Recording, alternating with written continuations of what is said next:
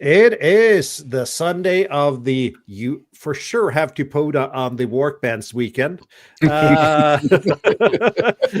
And we have just ended summertime in Norway, so we're just on time right now. And so some viewers might be a little bit confused, I guess. But you mean more confused than normal? Yeah. Yeah, all right. Probably. Okay. Yeah. But I can trust you that we are on time. Let's see. We have Vince down here, and Tobias is actually showing his German clock. Is that a Bosch? It's atomic clock synchronized to the transmitter. That sends the. It says 8 p.m. if anybody's wondering. Yeah, it's radio related actually. It is really. Where was it? Vince is down here. He's going to talk about his new approach to Go Kits. I think that's what the episode over on Ham Radio Workbench was called, wasn't it, Vince? It is a fresh approach to Go Kit design. Ooh. This is going to be exciting. I can see Bob. We're going to hear Bob's keyboard starting to clatter at some point, I think. I'm sure. When he starts filling the order sheet, you mean? Yeah. Well, and hey, there is no credit. I know this is going to break the Workbench model. There is no credit card involved in this presentation. Wow. We'll see. I know, right? Let's see if the guy above you can prove you wrong there, Vince. Well, I'm sure you can. But first out, it's not the Ham Radio Moment of the Week anymore. Who are we kidding? It's the Ham Radio Week. And Tobias, you're back from COVID. Probably haven't done any ham radio, I guess. Not really. It took me 10 days to get rid of it. I mean, from first positive test to first negative test. And, well, I can tell you all, it's no fun in 2025, so you should avoid it. And my sense of smell is completely gone. So I have a very high intake on spicy Indian food and stuff to taste anything at all, right? Because it's amazing or incredible how much your sense of smell impacts how you can enjoy your food or not enjoy your food. So, yeah. Yep. But hopefully you'll get your smell back, though. I hope so, yeah. Yeah. Have you been doing anything vaguely related to radio at all, Tobias? Vaguely related to radio. I think I played a little bit with the 3D printer again, so I replaced the heater cartridge and the nozzle and so on. And then I made the cardinal mistake of not cleaning the PEI sheet with dishwasher detergent, but used some soap from the bathroom. And that did not go so well, right? I can tell you the aloe vera, make your skin soft additive is not good for your 3D printer at all. I mean, it's incredible how unsticky the PIE sheet gets. I mean, it's you wouldn't believe it. But you think about everything. I think I can maybe grab a few scrapes out of the bin and show you how terrible it is. It's like I mean, it draws two lines and then it curls up, yeah, right? So it's don't do that, yeah. Clean it with proper dishwasher detergent or IPA. Yes, but the thing is, exactly. That's what I was just saying. You have to get the fat off, and then you can give it a final wipe with alcohol if you want. But this is the way. An option is not to put the grease on in the first place. Then IPA works just fine. Yeah, but after a while, when you take stuff off, you just have from your fingers. You have a little bit on. You're doomed to get some grease on your fingers. Yeah. At least I am. Okay, apart from that, just updated my computer circus. So 2 desktops and 1 laptop got all their Windows updates. And of course, One out of the 3 was difficult and did not install at all. So, but yeah, in the end, I managed to get them up to date, and if you can see me, it has worked. Yeah, that's Nice. good. It seems to be working. Vince, how's your ham radio week been? My ham radio week has been full of flea market. Ooh, so envious. So for the last month, I have been busier than a one-armed paper hanger with the hives, and it has been crazy. And so I've returned from a trip to Eastern Canada, where I managed to, in 6 days, squeeze in 9 POTA activations. I'm incredibly proud of that. I don't know how I did it. Some of them were at 5 in the morning when everybody else was asleep. And then the next thing I know, I've landed, and I have to get all of my fleas ready that I haven't been able to sell for 3 years because I'm always busy working for the candy store. And I finally had to tell the candy store, I'm sorry, I can't help you in the booth. I'll help you set up, but not in the booth because I've got too much of my own stuff to sell. And I was helping the widow of a friend of mine to liquidate his goods at the table as well. So very, very busy week leading up to a busy flea market yesterday. And I was very successful. I came home with a stack of paper like this that I can trade for other fleas later in life. So you actually managed to come home with less stuff than you brought to a flea market? Yes, I brought 6 plastic tubs full of stuff to the flea market, and I came home with 1. Ooh, Wow. Very that's good. successful. Yeah. You're Was gonna have to it, teach me how to do that because I don't understand how that works actually. But did you condense like lots of cheap stuff into big expensive stuff? Well, and so that's what I might be thinking. I don't know.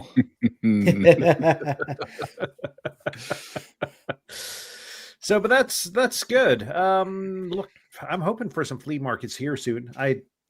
Things have a tendency to fill up the shack pretty fast. Yeah. Yeah, So- my group has a junk sale pretty soon, so that's gonna be horrible. Which of Yeah. your groups? One Juliet. Ah, okay.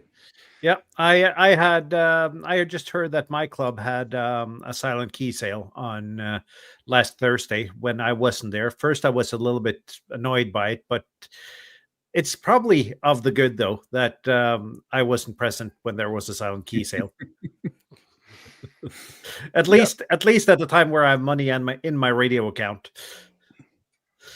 But that's a busy week there, Vince. Yeah, So not being annoyed when there's a silent key sale. That's not a good look, Morten. let's see, Jürgen. But I think we all understood what you meant, right? Yeah. Me too. Jürgen, how's your ham radio week been? My week started great. I got the flu, but I recovered relatively quick. So I spent the whole week at home and did the same stuff as Tobias, updating my computers, my Windows laptop here, some MacBooks, and yeah. And on Thursday, we had a huge opening on the higher bands, and this was amazing. And I hunted a number of POTA stations. It was incredible. Worked the whole West Coast from the north down to the south. That was an incredible opening on 10 meters, 12 meters, 15, and so on. Unbelievable. And yeah, that was it more or less. The plan was to participate in the contest, to support our contest team at Oscar Echo 4 Charlie, but yeah, as I'm home from work, I cannot go there, and I mean, doesn't make a good picture if my boss is calling and I'm not at home or something like that. But yeah, that was the plan, and that was my week. Yep. But you released a silent film on YouTube. A silent film. I released one. Yeah. Yeah, yeah. That I was actually hoping for some comments on that amplifier, but it did not look clean. no, it's not. Definitely not. Yeah. Yeah. So thanks for refreshing my mind. Yeah, I did this video because I've lost my voice. There, no way to talk. My voice was like Joe Cocker. This video about this APRS or LoRa amplifier for 70 centimeters. Folks, it isn't clean. So that's no fun. Yeah, you can transmit on several frequencies at the same time. Yeah. That basically had the same amount of energy at the first and second harmonic as on the fundamental. So Yeah, Yeah. indeed, yeah. But what you mentioned, Bob, to buy this filter, that's a good idea. And as I said, I can glue the amplifier and I can glue the Heltec on the back and the battery on the back of the filter, and I have a nice portable LoRa tracker. Isn't I the would point call that that you have a those? bulky one. But yeah. Yep. So, but yeah, that filter that works wonders for the receive as well, because there's so much noise at around these frequencies, and these modules they desense so easily. So having a good filter it makes a huge difference on receive as well. So it could be a good idea. But then again, I'm not sure 5 watts at for LoRa APRS is a good idea, because you're going to drown out an awfully big area with your beacons. That's true. Yeah. Even with 100 milliwatts from the shack, and I'm in the first floor of the house, I was heard 60 kilometers away. So 100 milliwatts. Yeah. Now you guys aren't on 900 meg in Europe. 433. 433. 433 for LoRa APRS. Yep. Yeah. That makes sense. Not Meshcom. Meshtastic. Meshtastic is on 868. Oh yeah, okay. Right. Yeah. So, but we play around with APRS, LoRa APRS. So, and that's actually it's fun to see how far you can get those 100 milliwatt signals. Yeah, in the countries that allow it, it's quite recent that we got it in Norway, right? Earlier this year, About a year ago, I think. Yeah, something like that. Not universal, but some people can play around with it. The problem in Norway, as hams, we always had the opportunity to transmit in that area, but this is wideband signal, and that's what we got permission to do. We had a maximum of 25 megahertz bandwidth in the 70 centimeters band, and we got permission in a small band to use up to 200 megahertz of bandwidth, and that was that's what allowed it. Kilohertz. One more thing. I converted I converted my Liligo T-beam into a weather balloon receiver, so a weather sonde receiver. Oh, interesting. With this firmware from Poland, I guess it is. Yeah, it's interesting. So I can track weather balloons on 420-ish megahertz. We have somebody that sends up these automatic. There's an automatic launcher near the airport. And I've been looking for some way to track it so that I can actually pick them up, because they're dropping like 2 a day everywhere around here. So one in the morning and one in the afternoon. The problem if you live too close to where they drop them, because they drift for really, really long distances. So I would think it's easier to pick them up where I live, the ones that's released from where you live. Some of them drop close, but others will drop like farther away than you as well. So, there's a dog. I put a link in the private chat, so maybe you can post it. That's the link to SQ6KXY. Yeah, I think that's a good topic for another video.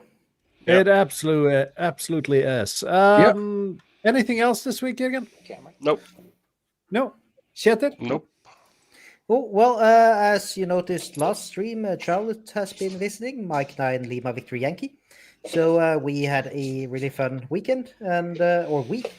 And on, I think it was Wednesday, I joined her ham radio course on Zoom on Bath distance-based learning. So that was interesting to see a lot of things I had forgotten about building radio circuits. So that was fun. I think we only watched an hour or so of that. Thursday went out with LA to USA, which is really active in the Discord and in chat here sometimes as well. And we went for a POTA out on a small island where he lives. So that was really nice. First time I met him, and we tried out some new nice antenna things he had, and saw his nice actually kit for operating portable. So that was fun. And we got quite a few QSOs before it started raining. So yeah, and it started raining quite a lot as well. So we actually had to kill a pileup. That's like, sorry guys, it's starting to rain a lot.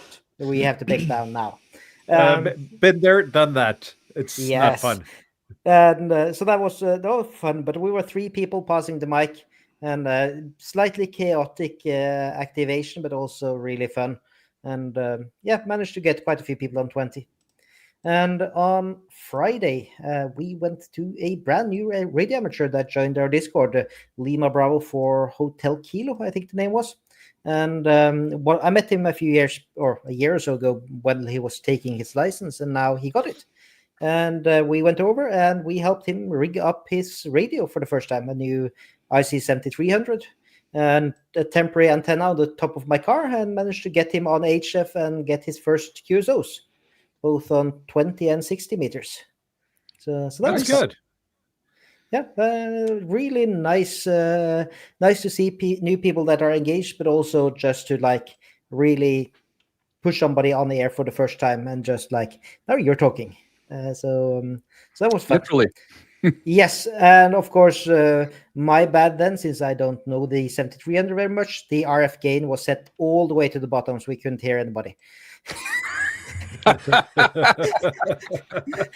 an easy mistake to make. When you're used to Yaesu radios now, to change the RF gain there, you have to go into 78 submenus and 2 steps to the right, and then you can do it. On the 7300, you can do that from the front panel. Yes, I know, and I've used that radio quite a lot before. And I just remember, that RFG sign, that shouldn't be there. And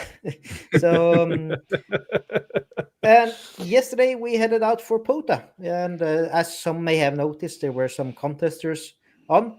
We tried getting 20 meters and 15, and there was not a spot on those bands where you could put in a portable operation. Nothing at all. So we went for 12 and 17 for the 2 activations we went to, and we actually activated fully on 12 on both of them, I think, and had lots of nice longer QSOs as well, chatted with people. And we did park to park with Israel, I think it was, and some US stations as well. And that's not very common over here to get park to parks with DX stations. So that was really fun. Yeah. And then a campfire down at the beach and burning hot dogs while we were activating POTA. So proper outdoors POTA. And then it started raining. Again. Nice. Oh, I think I might have. Then it started raining moment as well when we get to meet. So yes, I think I saw a video about you being out in the rain somewhat. Yeah, and then we had fun watching your videos yesterday, Martin. Yeah, you made a lot of comments. Yes, a lot of comments, and it's so nice to say that to see that you say "I love you" to Charlotte in my comment section on YouTube.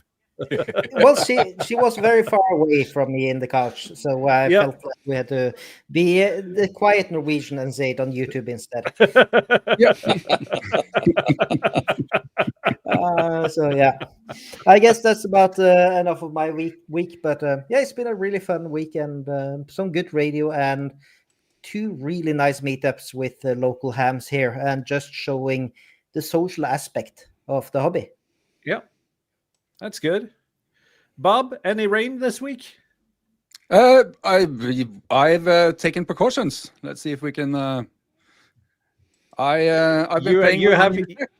You have your radio van now, so Yes, that helps a lot. do. And yeah, for Winston, if anyone didn't get this last week, that's the AH2 Bravo whip from ICOM, and the 730 AH730 tuner on top of the car. And that is, oh, it's so nice. That thing, it tunes from 6 meters to 80 meters, and it's just so unbelievably nice to operate from the car with that thing and the tuner on top and everything. You activate on the 7300, you activate the PTT tune. So basically, you just dial to where you want, touch PTT, the thing goes clackety clack, and you're off to the races. That's really happy with that. So I was testing it a little bit. That's salt water. You see there about 30 centimeters in front of the car. That was, I think, Thursday evening. I tested it on probably 10, 12, 15. I think there's some on the next slide, but that was a very, very nice opening across the Atlantic on that evening. Nice. Yeah, Very and I worked 13 U.S. states, and one park to park, that was a U.S. park. I can't remember where it was. And 10 meters, 15 meters, and 17 meters. That was Nice. very, very nice. But it gets better because, as some have said, this is the weekend where you do Porta on 12 and 17. And that's just not right, because I went out today as well. And did even better. I had a really, really good time, but I did so on the non-walk bands. Because then you hunted contest stations then, I guess. It's like hunting fish in a barrel. It is. Yeah. Basically, that was just pretty damn amazing with that antenna from 10 meters all the way to 80 meters. And an additional 7 states, US states, and a lot of nice countries there I'm not even sure I've had contacts with before on sideband at all. So great fun with that antenna. And just again, I find it amazing. It's about 2 meters, 70 centimeters long. And that thing tunes and works from 6 meters and all the way up to 80 meters. That's just fantastic. I know you use the what is called the TEHRS Wins, don't you? Yes. Yeah, and I guess that has about the same tuning range. Yeah, it does 6 meters to 40 meters. If you've done like me and you put a longer whip on, I forgo the 6 meters and I get better performance on the other bands. Yeah. And that's just, it's so nice. And when it's rainy, the weather is crap, you just sit there in your car and you just, as long as you have diesel, you have what it takes to operate radio. That's fantastic. Lovely. And let's see. I'll try to wrap it up. Status update on the battery-operated LoRa APRS iGate. It's now been running for 3 weeks, and the battery now is down to 3.49 volts, down from 4.06 when I started it 3 weeks ago. So it's still going fairly strong. I'll continue keeping you updated. And last of all, I saw something on, I can't remember where, but I figured this is just perfect since we have Vince on. A small geography quiz. I saw this one, which I found, interesting. Yeah, for sure it is. I was going to ask you in what color you live. I live in the purple color. All right. Just barely. Just barely. Yep. So that's pretty amazing. That's most of the country is no one. Yeah. And that's very accurate, because it does this thing here in North America about this time of year. We call it gets cold. And so people tend to crowd as far south as they can. But quite a lot of that is south of us. So that's the fun part. But I think we would see the same distribution over here as well. Yeah. But Norway, it's so narrow, so it doesn't become this extremely obvious like it is on I this just map. want to say thank you to Chris for super chatting here. He's a VE6, so he's probably close to you there, Vince. Yeah, Chris probably ran into me at the flea market yesterday. I saw so many people at the flea market yesterday. It was crazy. So that pretty much sums up my week, I think. So it's off to you, Morten. What have you been up to? I've had a ham radio weekend. to put it shortly. Got home from work on Friday. Due to some circumstances that has been discussed on Discord, but I'm not going to discuss them here. I ended up doing FT8 on 40 meters at 3 a.m. On Saturday morning. Let's just put it that way. It involves teenager not being at home when they're supposed to. So let's see. Besides that, band conditions have supposedly, if you look at all the forecasts, been not very good this weekend. But it's strange when a huge contest pops up that suddenly band conditions doesn't really matter anymore. So let's see if we can find the right window here to share. I've just been sitting at home playing a little bit with the Flex and shooting fish in a barrel, basically. And this is about 2 hours in total of radio time. It's amazing. I wish the bands were like this when it's not a contest weekend. Was it SSB or FT8? SSB. Yeah. It is really cool how many stations are usually on, and same on the work bands. Like suddenly they are working completely. Yeah, because all the people that don't want a contest are there. I heard a big net on 12 meters with some Americans talking about they had never been on 12 meters before, but they should continue doing that. Let's see what else this weekend. I went out yesterday I bought one of those red base, really cheap Chinese antennas. Made a video on it, and yes, I also had some rain. It was a little bit. I'm going to say it was a little bit high humidity when I started setting up the antenna. And then while setting up the antenna, it started raining really bad. And I thought, well, that's fine. My GoPro is waterproof. The thing is, though, all the stuff I put on my GoPro, wireless mics and the media package and everything is not particularly waterproof. Besides that, I'd left my passenger window on the car open. It was, of course, raining from the right if you look the same direction as the car. So my 706 was also a little bit wet when I got inside the car. Oops. It looked like it was more than a bit rainy on the video. Yeah, it started raining a lot. And since it wasn't raining 2 minutes earlier, my raincoat was in the car. So I made a little bit of a video on that. Short story, really good value for money for $30-$40 getting a vertical like that. It's not the perfect build quality, but you don't expect that for that amount of money either. But as a backup antenna, as a disposable antenna, it's really good value for money. Yeah, I guess that's it. I'm also but I had to shut down Fusion 360. I'm designing a lightweight portable G5 RV for another ham. So I've built a ballon box for that and printed a couple of prototypes, and I think I'm almost there. So the goal there is to make it as compact as possible. And one more thing. Let's see here. I got to share my screen once more. Because the ham radio moment of the week is actually, let's see, I'm not sure how well this is going to show up. It's getting Marion on FT8 on both 10 and 12. That's very good. Marion was my first QSO of the day today. That was really nice. I really love how that sparked up other people in Discord trying to run each other on different bands. Yep. Like quite a few QSOs back and forth across Europe and the pond there, I think. And I got to be honest, I was having FT8 running on the other screen here, not really paying as much attention as I probably should to it. And then that's a familiar call sign. And so that was fun. That was the ham radio moment of the week. And we're exactly at 30 minutes, so we're getting good at timing this.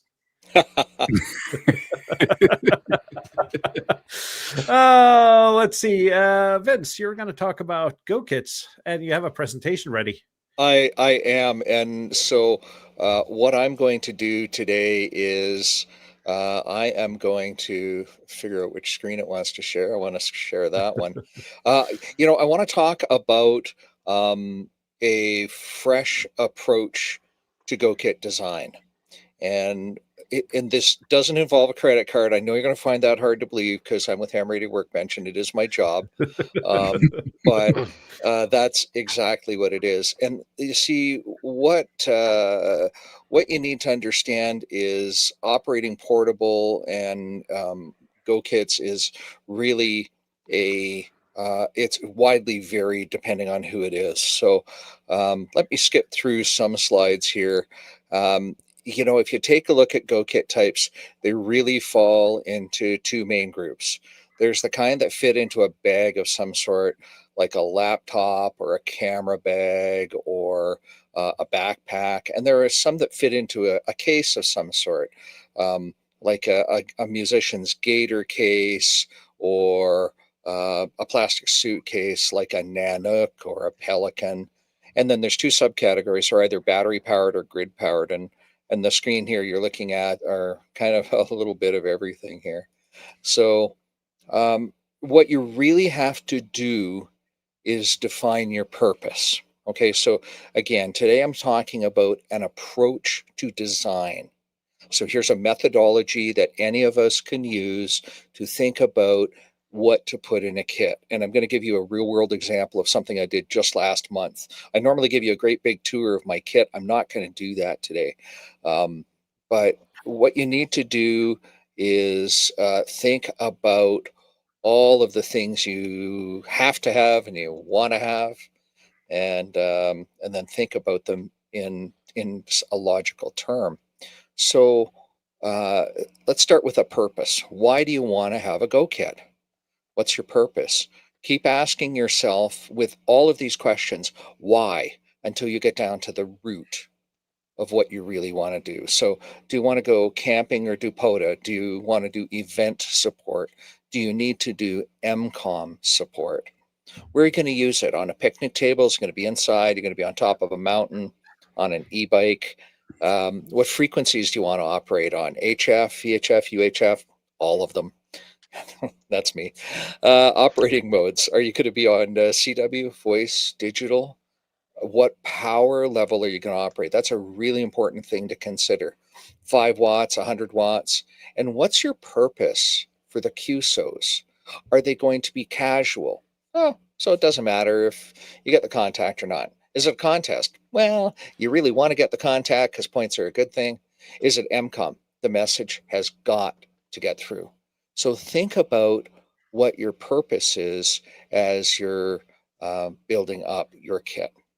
And then you got to define your electrical requirements. How are you going to power this thing? Is it going to be powered off commercial mains or a generator or a battery or an automotive or solar? What's your operating power level? That's where the power level comes back into it again. How long are you going to be operating for? A few hours? Is it unlimited? There's cases for every one of these things. And how far away is that power? Is it close by or is it quite a ways away? All right, with those things in mind, now you got to define your mechanical requirements. So I'm a guy with a bad low back, and I think a few without getting into 75 meter talk here, and a few of us here probably, feel some sort of pain every day. So for me, I've got some specific requirements. Mine has to be one hand carryable and in a rugged case. So how big do you want your kit to be? Do you want it to be tiny, one-hander, a luggable, needs a crew of roadies? I know Morton's all about that. How much do you want it to weigh? 3 pounds or 1.5 kilos, 10 pounds, 50 pounds? What form factor do you want it to be in? Do you want it to be in a small bag? Do you want to have a dedicated vehicle for it, like Bob's got, a backpack or a suitcase? And where do you set it up? Do you need a table? Can it sit on the ground? Do you wear it on your body? So think about all those requirements. Now, in the chat, I am going to in the private chat, I'm going to paste a link that one of my friends here is going to. And while I'm doing this, by the way, I can't see any of your comments on YouTube. I'll go back and read that. I've just pasted a link to my website where all of these notes are kept on a one web page. So Did that you you put can that follow in the along. private chat, Vince? I tried to put it in the private chat. No, I posted it in the public chat because I'm new That here. then YouTube is gonna censor that. So Yep, YouTube I'm censored gonna it. It's I'm in the gonna private now. copy and paste here. There we go. Thank you. So, what's in a kit? So now you got to think about all the stuff you want to put in, and there's some great photos of kits here, and these are all off the internet. My buddy Thomas K4SWL in the upper left corner, one of his many kits. A kit in the upper center that I pulled off the webs from the Philippines, et cetera, et cetera. Everybody's got a different purpose for a kit, and that's the cool thing about it, right? So all kits have at least these items. Radio and power distribution. I didn't say microphone. Didn't say antenna. I'm getting there. And beyond that box of the bag, you're going to need antennas and supports, a feed line. You might need antennas and supports because, excuse me, some of the places I go to, the antenna's already there. So it's not necessarily part of my kit. Feed line, power cables, manuals for your gear. Please, ladies and gentlemen, for the love of all things holy, or for the love of all the frequencies, bring your bloody manuals with you, because when I'm net control at an event, I cannot remember the arcane keystroke sequence that you need to do to enable your CTS-CSS tones. Y'all should know that. Thank you for coming to my TED Talk. And then some kits have these things in them too. They've got more than one radio. They've got a microphone, a CW key, a digital interface, a computer, a power meter, an antenna tuner, an external speaker, battery charger, solar panels. And then there's stuff to make your life and your comfort easier. Because if you're pulling your Go kit, you're going someplace for a while to do radio. So make your life comfy while you're doing it. Now, if I was Thomas, apparently that would be a jet boil coffee maker, but I'm not. But that might be Shuttle. So paper, pencil, pen, a Sharpie, a clipboard, a coffee mug, a water bottle, a fuel bar, a first aid kit. A fuel bar can be like a granola bar or a fire starting bar. Depends where you're going, right? And fresh clothing, adequate food, lighting, and a poncho. And a poncho can keep you dry or your gear dry. Fresh clothing. Oh, don't underestimate how miserable you get with wet feet. Bring an extra pair of socks. That's my pitch there, right? So let me move to, I'm going to move that over there, and I'm going to now talk about, I'll stop presenting. I got to figure out how to do that. I think, no, I don't want to leave studio. How do I stop presenting? I can stop your presentation here. Go ahead and stop my presenting. Like Thank you. Yeah, that's good. So now let me share a screen. Let's see. I need to stop screen. There we go. Yep. Stop screen. Now I want to share and share a screen. Now I'm going to share a window. Nope. I'm going to share a Brave tab. There we go. And so this is an article I just wrote for QRPer.com. And I call it "What's your kit mass index?" What's your body mass index, right? What's your kit mass index?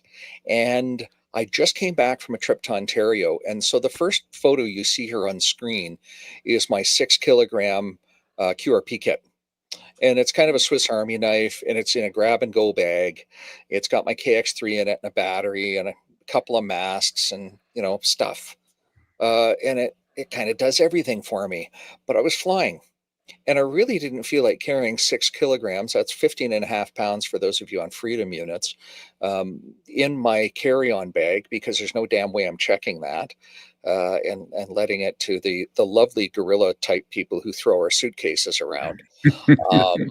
I wanted to trim it down, and then I split some off. Those things that I didn't have to hand check, like batteries.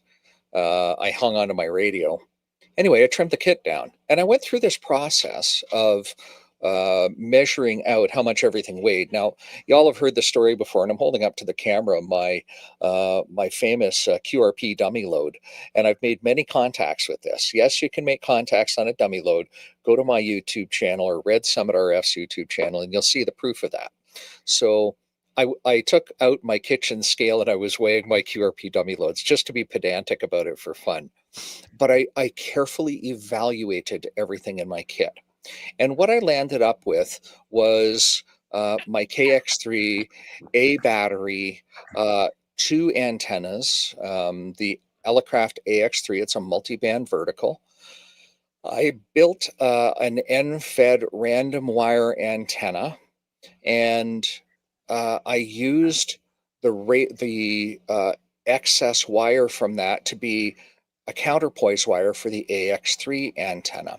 So I'll paste this link into the private chat. Morton's going to put that out there as well for me. Paste into private chat. There we go. Thanks, Morton. And so I doubled up the use of some of the things. All in all, this whole approach you're seeing here trimmed 3.5 kilograms out of my kit. One of the biggest savings was right here in my RF adapter collection. All of these I normally carry with me when I'm working with somebody, because when I'm working with somebody, odds are they're not working with BNC connectors like I am. So I have inter-series connectors here in this pile. I've got a big pack antenna choke at the bottom.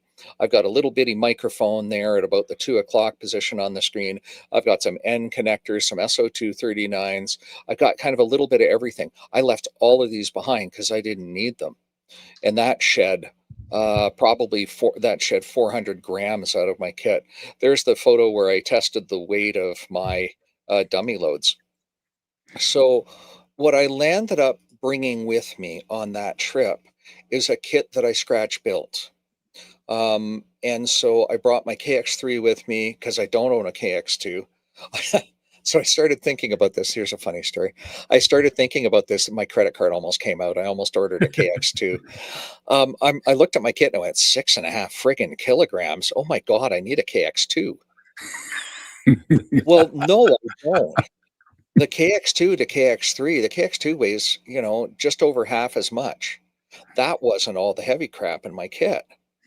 And so I landed up not buying a KX2, which I was thankful for. My wallet thanks me for that. But I brought my KX3 with me. I brought my SOTA CAT interface, which is a little tiny CAT controlling interface that allows me to do spotting.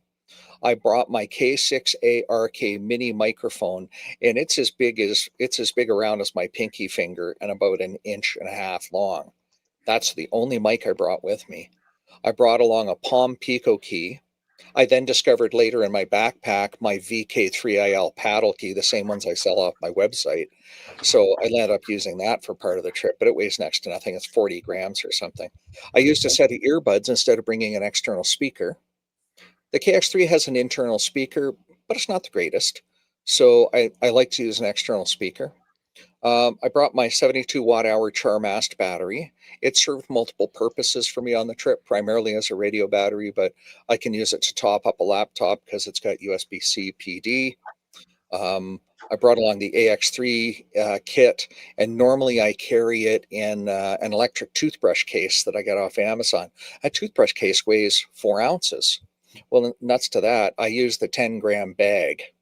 Instead of 100 grams, I use the 10-gram bag that Elecraft shipped with. It's just a nylon bag with a drawstring. And then I built an antenna. And the antenna I landed up building was 41 feet with a banana connector on it, and then another 30 feet as an extension. So a 71-foot end-fed random wire with a 17-foot counterpoise. And with 71 feet on a random wire, I can work 80 meters and down. And there's a lot of 80 meter activity on the eastern seaboard. So I wanted to take advantage of that on my trip. When I didn't need it, I simply didn't hang the extra 30 feet. Now that extra 30 feet also became a good counterpoise for my vertical. So I left some counterpoise wires at home that came with my vertical, and I just used the one that I was bringing with me anyway. I brought along a little bit of a couple of 5-foot jumpers. So all my antenna connection points were right near my radio instead of being at the end of 35 feet of feed line.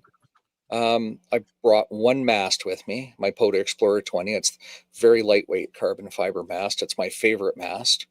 And a small set of adapters, and I packaged it all up into, you know, multiple small bags. And at the end of it, my kit looked like this. It looked like these 3 bags with my radio and the battery, my radio and some accessories in the gray bag, which was a lunch bag I bought at Walmart.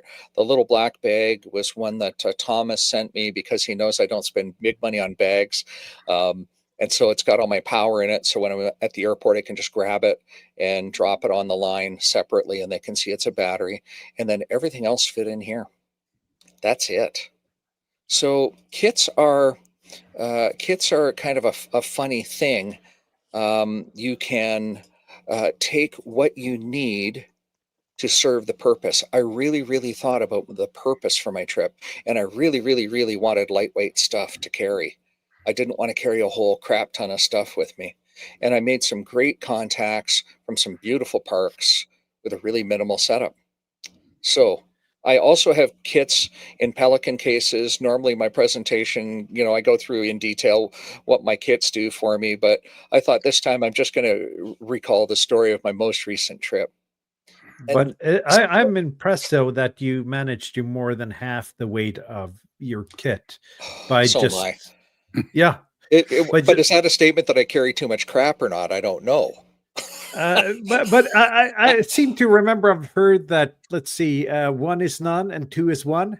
Yes, well, that's true. And I hate like heck to get out to a place and have only one antenna and discover it's not working.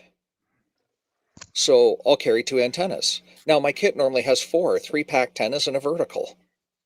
And 3-pack tennas because, I don't know what I feel like today.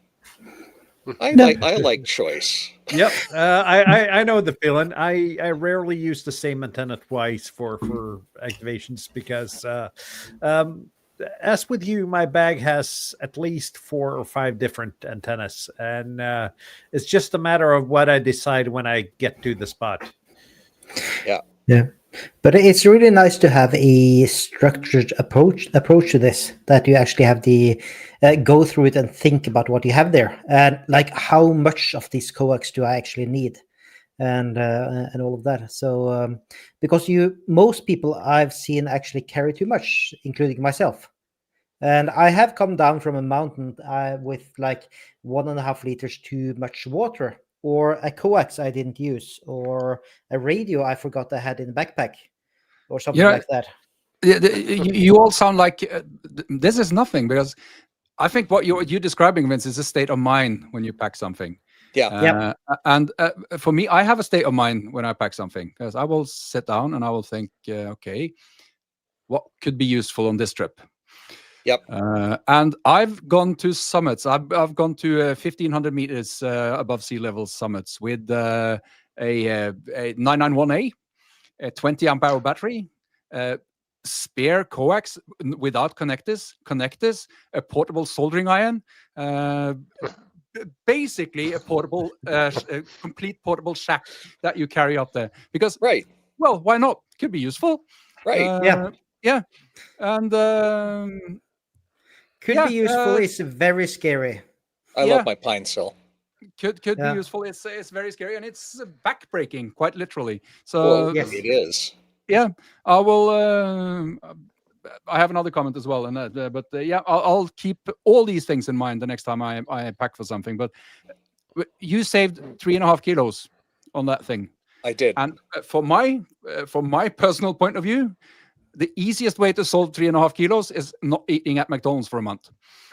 Well, good for you. That works. Then I can just keep the backpack. Well, so it falls into needs and wants. So let's talk about that for a minute.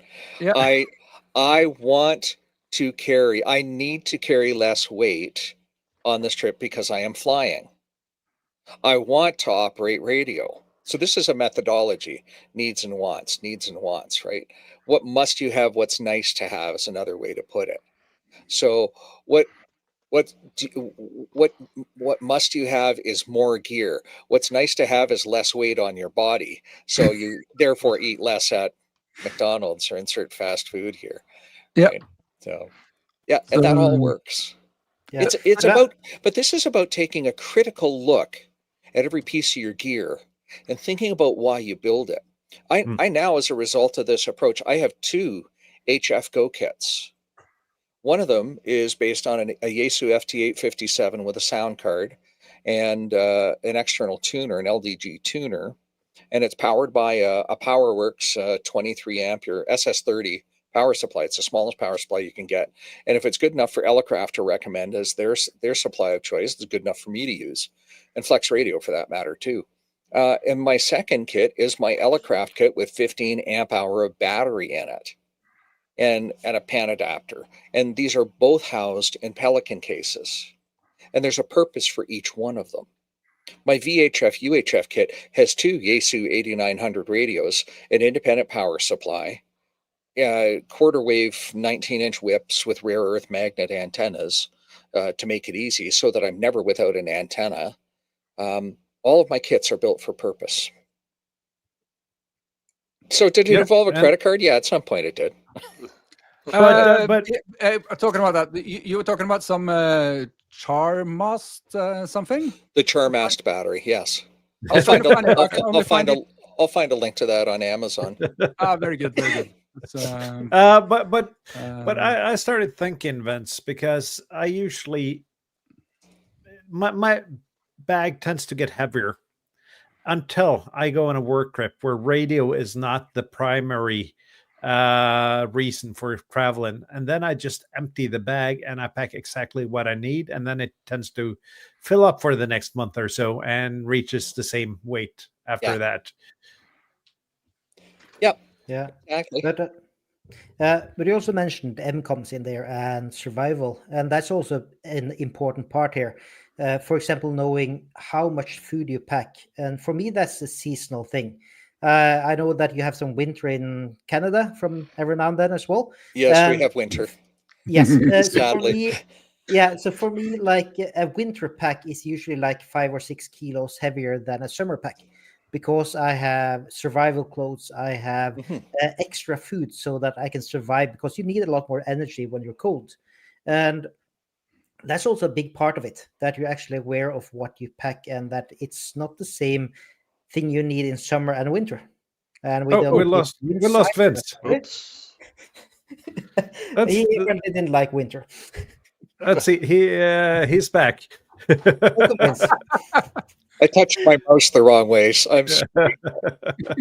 Yeah. No, I was just saying that like it's just as important part of the gear is the survival gear that you need to go out. If it's extreme heat or extreme cold, you need to prepare for that and to be able to operate in it, because also your radio may not be very happy about extreme hot or cold either. Yep, exactly.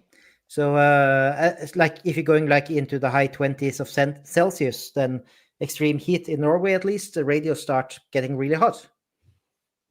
Yeah, and they get hot here too in Canada. It's the damnedest thing. But that's the high 20s Celsius is, well, it hasn't been for the last couple of years, but normally once a year. Yes, but in any case, like you need to think about that and to know and trust your gear and to test it. Yeah, you didn't mention testing the gear here, but when you build a pack like this, you need to know that everything works together. Yes. And you rig it up at home before you go out, and the first time you do at least. Yep, exactly. You test it before you take it out. Yeah. You examine it when you bring it back. I'm in a ruthless discipline of charging everything when I return home. Yeah. The first thing I do is, and so what you can't see is, well, you can see my oscilloscope. What you can't see are all the cables that kind of live on top of my oscilloscope in the corner there. And those are all charging cables of various USB shapes and sizes. And so I just lay out all my stuff on the counter, on the bench, and I charge it back up, and then I put it away. Yeah. Go ahead. I was going to say, Thomas and I have a very different approach to kitting. Some people build kits and they leave them all together all the time. Vince is a library. That's my approach. I put all of my stuff back in the library.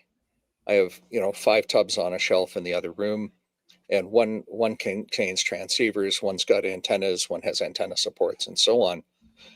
That I put them back in there when I'm done with them, and I know they are in working condition. And then as I want to build a kit to take and go, I draw. It's like drawing books from the library, right? So part of that discipline is charging all the batteries afterwards, so that when I'm ready to grab and go, I can. Oh, that's a very good point. I learned that the hard way a couple of weeks ago when we had Storm Amy pass through, and we were out. I think we were out of power for 8.5 hours, and all my batteries were empty. Oops. Oops, yes. Yep. Yes, I have batteries. Yep. I have batteries, but it didn't help me a lot. No noise-free radio playing there. Couldn't you just start up the diesel generator? Well, a generator usually requires fuel. Yes. Oh, that's so I have been rethinking my preparedness approach a little bit and making sure that I have fuel and I have charged batteries and all that. Yeah. But one point you also made, I think, Vince, was bringing your manuals. And manuals can be pretty heavy, at least if you carry them to a SOTA summit or something. And also knowing how your gear works before you leave home. Like a SOTA summit is not the right place to read the manual for the first time. Like neither is a WRC rallycross event, and that's frequently where people ask me, how do I turn on my CTCSS tones? I'm like, dude, I've got a good memory, but it isn't that great. And I got to say to Chris, you do not need to do super chats in order to have us show your question, but we thank them. Yeah, absolutely. Thank you so much, Chris. It's appreciated. But do you use a checklist, Vince? I sure do. If you go to the front page of my website, let me get back to a screen share here. You will see that I've got several tools that I share with people, and I think it's there. So you go to the whole page of my website, and you're going to find HamSmarter VE6LK tools, and one of them is an event gear checklist, Chris. So you click here, and are you seeing my Dropbox, or are you still seeing my home screen? We're seeing your home screen. Home screen. I hate it when that happens. So there should be just a overlay on your next window that says share this tab instead. Yeah, but now you closed it, so yeah, that's okay. We'll get there. So you get to my public Dropbox now, and you'll see 3 or 4 tools that I've released for general use to anybody. And in there is one called the Event Gear Checklist. And when you open up the Event Gear Checklist, this is a checklist that I keep handy so that I can remember what I need to bring with me. And from time to time, I even update it. I've left this one static so that you can remember, but you see it contains many different tabs. So my core VN UHF kit contains a Peli 1500. My IT computing kit contains a travel router, et cetera, et cetera. So look, go to my website, download this tool for free, turn it around, and make it your own. What I do with this kit, with this list, is I put the skinny column is for check marks. And when I'm done completing a section, I put a great big X through this. I print this out and put it on a clipboard because I'm old school that way. This is actually my carry list to go off and do WRC Rally Sport. I do net control for those out here in Western Canada. So that's how I keep my kit lists straight so that I don't forget something. But for the basics of just going to do a QRP activation, I need a transceiver, a key, a microphone, my FT8 cable. I need a battery, I need some feed line, and I need an antenna and some antenna support, maybe, depending on the antenna. Yep. So 7 items. Simple. That is good. Thank you, Vince, for this new insight. And I guess Bob's thanking you for not spending his money. Well, there was a The link I got KX2, you is can. no longer available, Vince. If you do find where to get it, then please just send me a link some time. I'll see what I can do. Yeah.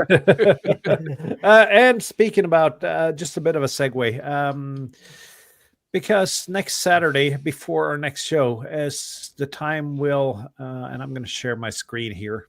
I just remember when Marion talked about the Christmas shopping show. I figured we got to bring this up. We're going to Germany next year. Yay! Yeah. And we will be open up for registrations on November 1st. Yep. And Schwarzwald. Yep. Black Forest. We'll keep the registration open until May 1st, or when the hotel is fully booked, or if anyone wants to book later and we haven't filled our places. So that date is a little bit flexible. Prices these prices are approximate. I need to do a final calculation before publishing this, but approximately for a single room, approximately 328 euros for 3 nights in a hotel, breakfast all days, and dinner on Saturday. And per person in double room is approximately 198 euros. So very reasonable pricing. These are very reasonable prices. Is that inclusive of beer, or is beer extra? Beer is extra. When you're in Germany, the price of beer really isn't affecting your budget much. That's a statement. I'm going to share this sign-up page once we posted this, and this is, of course,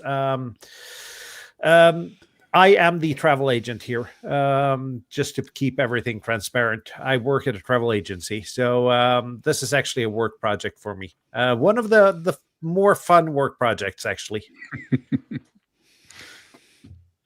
On Saturday, make sure you have you don't need your credit cards ready on Saturday. We'll bill you when we close the registration, but please do consider signing up. And Marion, this is a good tip for Christmas shopping. Yeah, get the tickets now while they're cheap or something. Yeah. And strangely enough, we know a travel agent that can help. Yes. True. But it is a really cool area to do both POTA and SOTA in, and also local culture for those who are interested in such things. Yeah, what is German local culture? Is it beer? Beer. I don't know. Yeah. Tobias, we have I can't possibly comment. Yeah, we have a local guide here as well.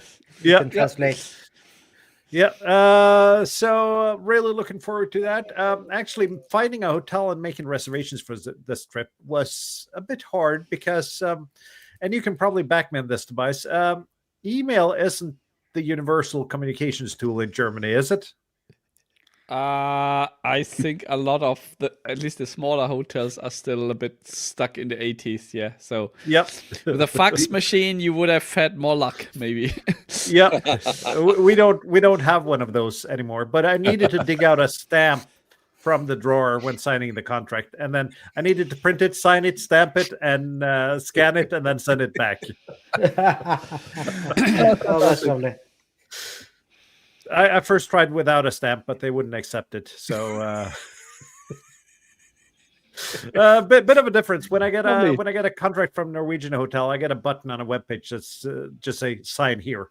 I click that, and everything's good. Yep. So make sure you remember the POTA meetup, and I can't remember what we're supposed to talk about next week.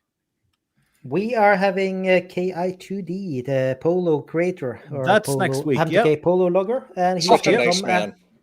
Yes, and he's going to come and talk about the developments in the logger, and basically, give us an update since the last time he was on, a year and a half ago or something. Yeah, I think so. That was just when polo launched, I think. Yeah, quite shortly after, actually. But he had there's so many great shortcuts for doing things that you do in that thing, that having him, just listening to him talk about them, is a revelation. Yeah. Yeah, and Yeah. also And I'm terrible need- with shortcuts, especially keyboard shortcuts. There's some things I reject or my brain rejects.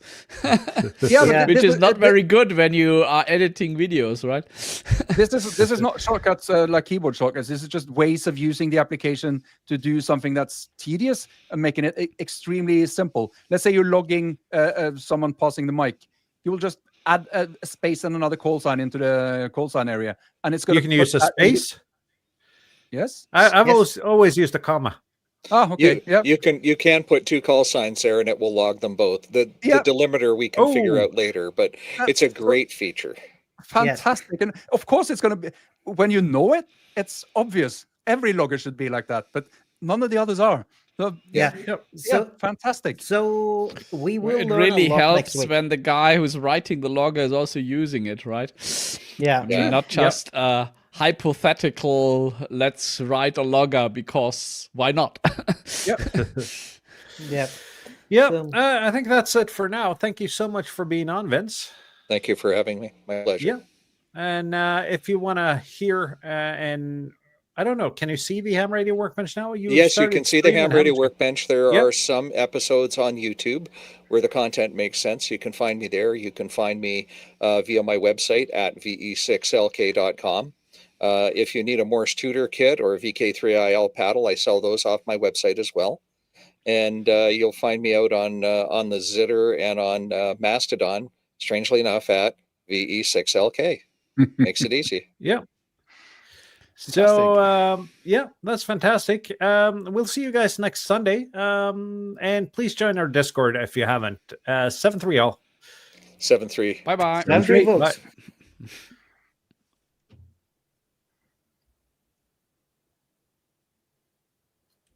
And let's see if I can push the button now.